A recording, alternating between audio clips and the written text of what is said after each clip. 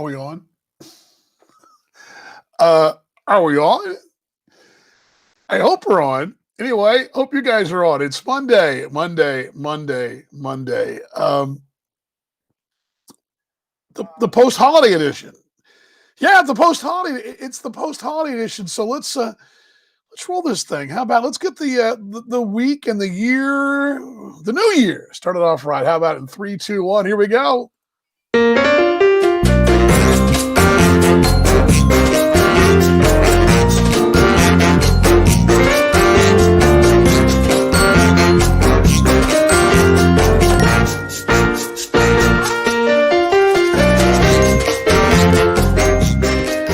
Oh, yes.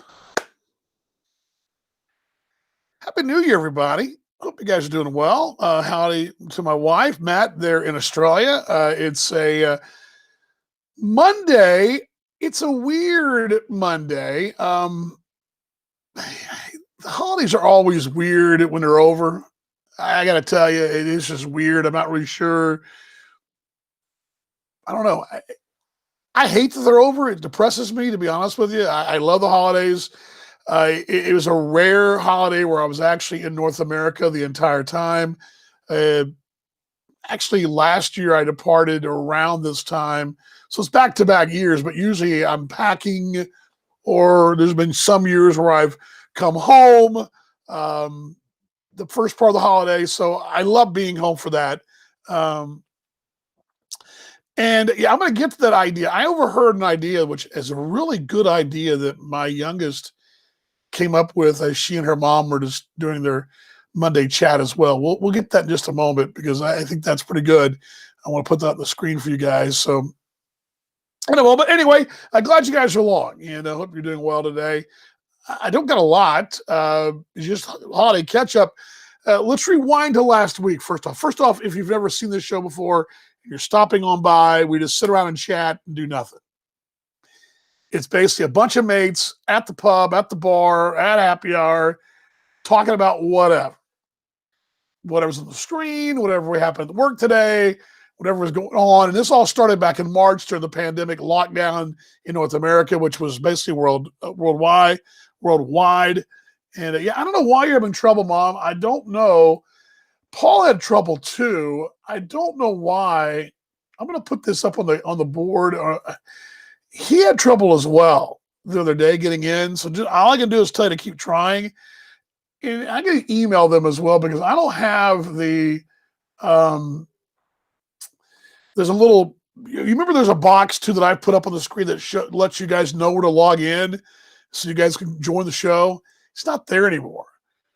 I'm sure what the hell happened with that. So I need to look out to them. So yeah, keep trying, Mom. But Paul had the very same problem the other day, New Year's Eve, actually, New Year's Day over in Australia.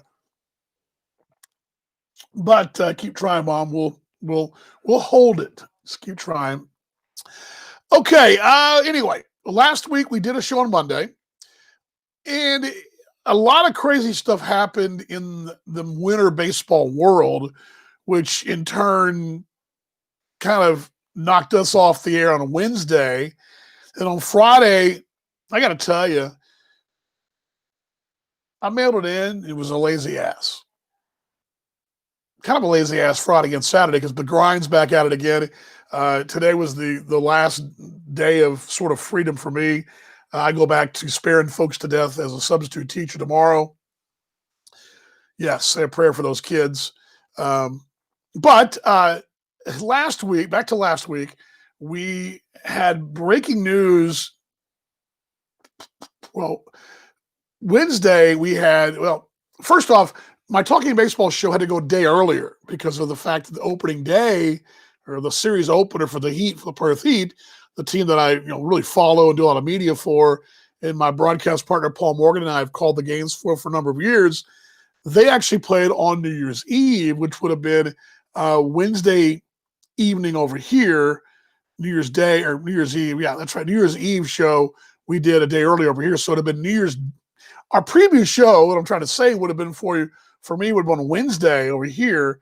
We do that show usually on Thursday during the normal stretch, but they actually played Thursday night, New Year's Eve in Australia. We did our preview show on Wednesday evening over here, which was Thursday morning over there in Australia. So that was the first thing. First strike. Second strike was that when we got to post New Year's Eve, we had New Year's Eve in North America. For us, we slept, had a whole Thursday, and our New Year's Eve, which Australia was sleeping on New Year's Day and all that. We come to find out that there was a major change in the Australian Baseball League schedule. The team that we follow, Perth, was forced to fly to Queensland to several days earlier. They were scheduled to go to a hub anyway, but they had to go to a hub in Queensland because of outbreaks, not only in New South Wales, but also in Victoria. And the Western Australia government basically said, hey, you guys, or not just you guys, but everybody coming from Victoria, New South Wales, back to Western Australia as of midnight tonight, which was that day, you would have to quarantine for 14 days. You've got players, staff that have other jobs who, in a season to go, you couldn't be quarantined for 14 days upon return. You couldn't play any games anyway. So they went to Queensland, which there is no border restrictions between Western Australia and Queensland. Now, granted, those two don't border each other necessarily, but I'm talking flight-wise. Now, the drive across border from New South Wales to Queensland, which is that was been closed and open off and on the last 6 months, but I don't know what that status is. But I know flying in from Queensland to Perth is not a problem to Western Australia. South Australia is also open. I believe the ACT, small territory, and really capital territory, that is about the size of Connecticut, maybe even smaller.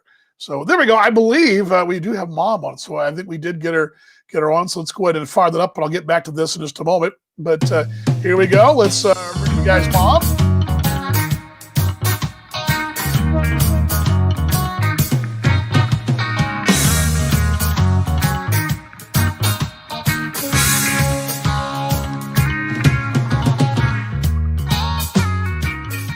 You got on, Mom. You got on. That's good. I finally did. Yeah, it bumped me out. It was slow. I don't know if it's because I'm downloading that Zoom meeting. Sam came over and helped me, and it's going on to Google, and it's going to take 2 hours. And my internet and Wi-Fi seems to be really slow. Maybe So well, we're going to send. That's probably what's going on, because usually I just get right in, but oh well.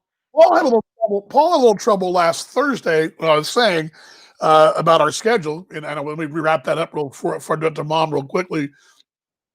We were forced to do a breaking news story Thursday, and right before we walked out the door, so wife and I were about to walk out the door for New Year's Eve plans, and we had to do a breaking news story, which would have been New Year's Day in Australia.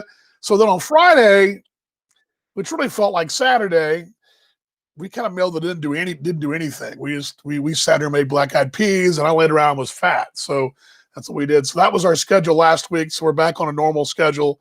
And Mom, you survived New Year's. I've talked to you since then, but you did survive. Everything all good?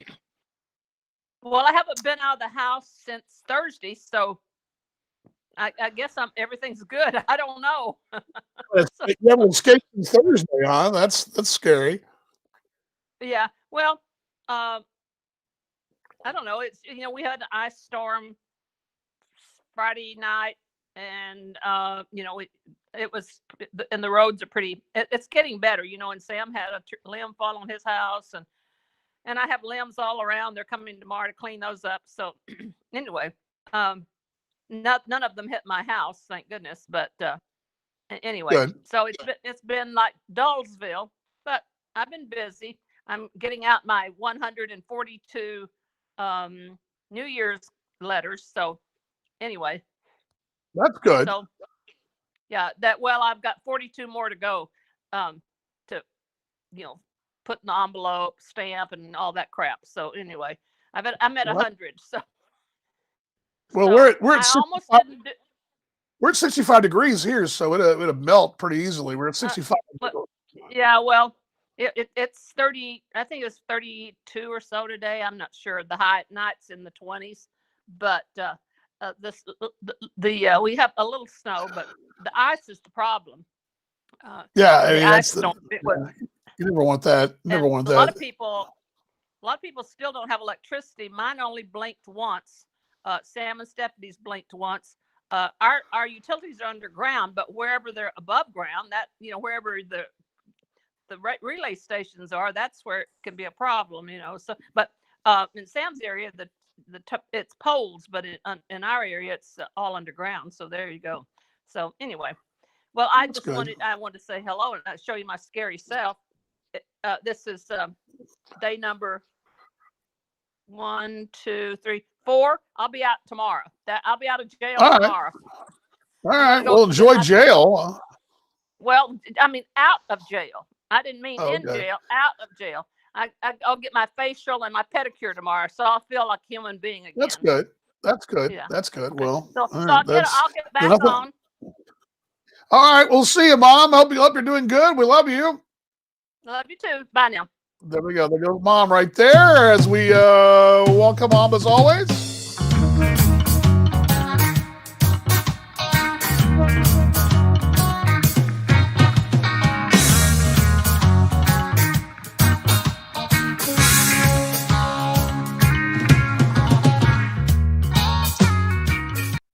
Couple things. First off, watching the local news here, and I'm on the ABC affiliate, and it is okay. It's 11 past the top of the hour Central Time, 5 o'clock hour here.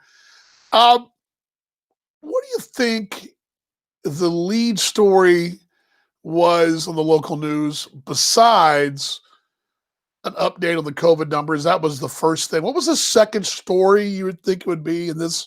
Now, let me just, I'm living in Dallas, Fort Worth. My home is actually in Dallas.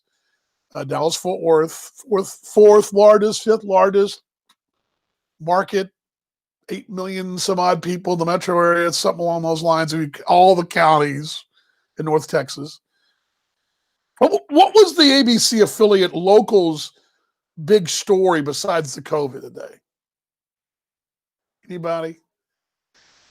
Yeah, my wife would guess it. It was not even, and it wasn't even so much the fiasco, but here is where I come from. Now, I know a lot of you folks who are watching this. I have a lot of friends of mine from Kansas City, and Guy, I miss you. And go Chiefs. I like to talk about the Chiefs and Patrick Mahomes and the Hunt family, who's owned them forever, are Dallas family. They live here. Most of them, Clark, who runs the team, still lives here and is very involved with the school my wife teaches at. And there are a lot of great franchises in sport in the NFL. And this is by no means bagging on anybody else. I just don't think anybody quite understands what goes on here. And I think the only way I can compare it to in sport perhaps might be New York with the Yankees, because whatever the Yankees do, Notre Dame fans, whatever Notre Dame's the only college team, well, besides University of Texas, which is a whole other story in a moment, who have their own network. I mean, NBC carries the Notre Dame home games. I mean, there are some other marquee franchises. The Lakers sort of come to mind, sort of. But I don't know of another city whose team just got kicked to the curb after going 6-10. And if they would have won yesterday, would not have made the postseason, because the Eagles did what they did last night, lost a 3-point ball game where they went to their third-string quarterback, who I thought Sudafed was a cold medicine, not a quarterback. Whatever. Good on you, Philly. But what I'm trying to say is, and again, this is not hey, you should support the Cowboys. It's not what I'm saying. I just think it's very bizarre, and I don't know, and maybe there's some places in the world, perhaps maybe Barcelona, maybe Manchester, perhaps. I mean, I'm trying to think of places where a sporting failure is your top story, even in a pandemic. I mean, what the Cowboys are going to do, what they're going to do in the draft to fix the mess, it was the story today. It still blows me away all these many years later, and growing up here, it still blows me away. It's a real odd occurrence. I just, again, I cover sports for a living. It's what I do in my real world. I would love to work for a brand that's like that. I work for some really good brands. The Kansas City brand and what's going on there is going to be even better.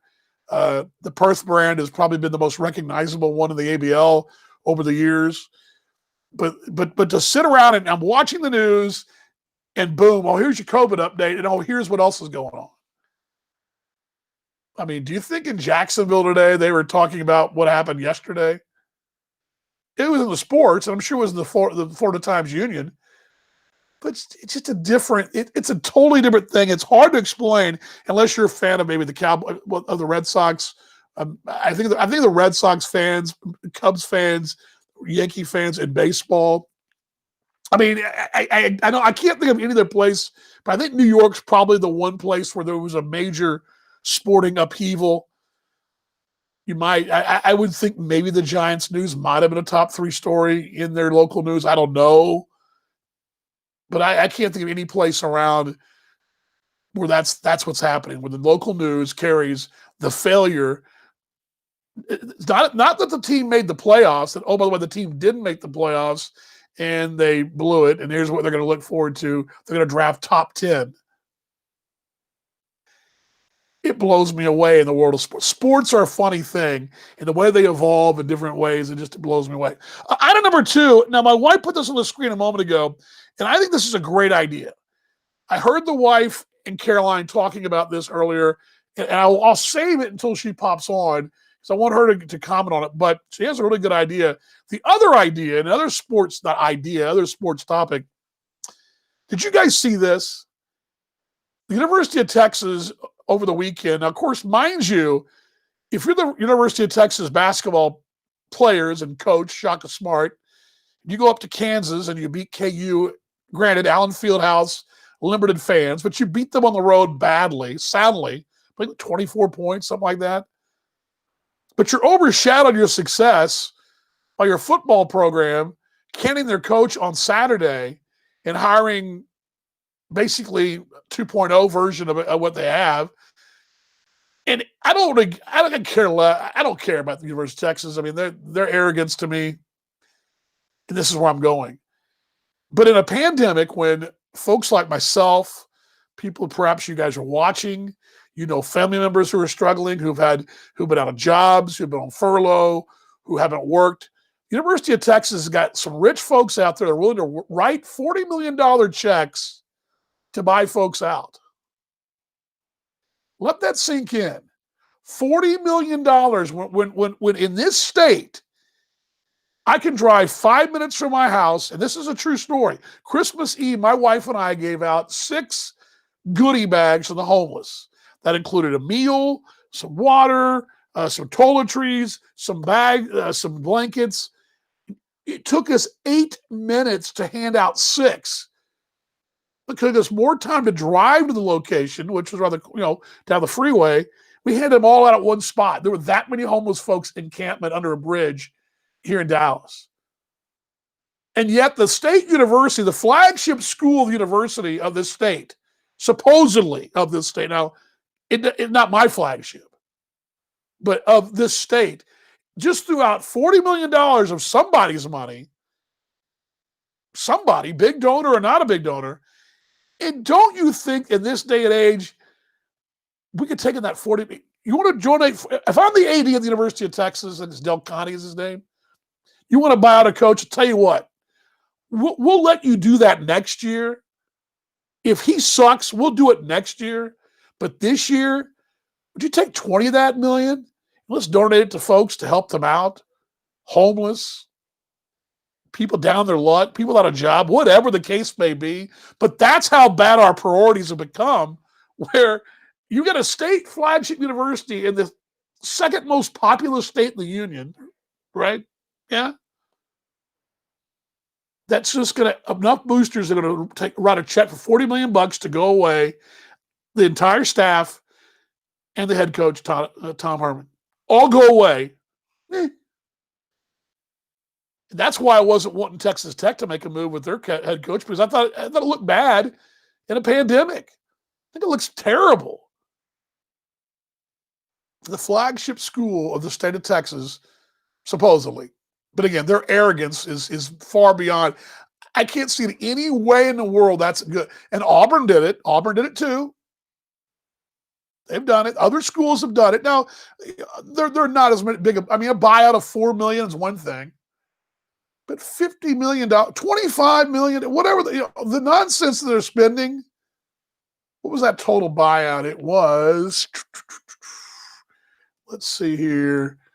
I want to make sure I got I think I may actually got my buyout wrong. But I believe because they actually played that. The staff got $9 million. Okay, sorry, I didn't say $50 million, $24 million. My bad. Regardless, $24 million, $15.4 million. They wrote a check to the coach to go away. $15.4 million to go away. And then another $9 million for the assistant coaches. Now, I'm glad they're all being taken care of. They deserve to be taken, but so do you and I. Now, granted, the university didn't write that check necessarily. Someone from the university, well, the school wrote the check, but somebody donated the money. But you've got people out there, you have boosters whose arrogance is so high and their heads are so big, and they think that they deserve to buy themselves whatever they want, while people in their. Have you been to Austin lately? I mean, it's a great city, but the homeless situation in Austin is dreadful. Dreadful. And yet, that's what they come down to. And that, to me, tells you that our priorities in life are messed up. I mean, that's terrible. Terrible, terrible. Doing good tonight. How are you, mate? So yeah, that got into my collar a little bit. I mean, again, I know Tech thought about firing their coach, Texas Tech, which I believe is the flagship school of the state. West Texas is best Texas. And again, A&M had a great year this year, and they spent a lot of money on their coach, and that's paying off.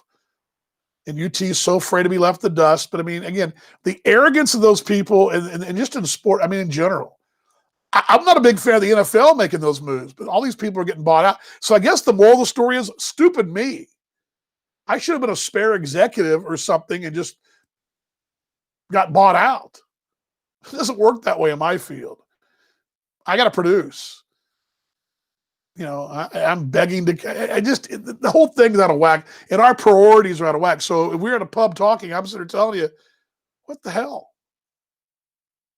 The flagship school, the state, it looks terrible. I mean, on a normal year, I can live with it. It's arrogant. I can live with it. But this year, or this calendar year, when all these people have lost lives, lost jobs, I mean, the effect it's taken, a lot of people. Terrible, terrible, terrible, terrible. That's the bad stuff. Now, my wife, I hope you'll join me, honey. You don't even have one hat. Well, we'll have to get you a hat, mate. Yeah, those are. We should do that. We should go buy the whole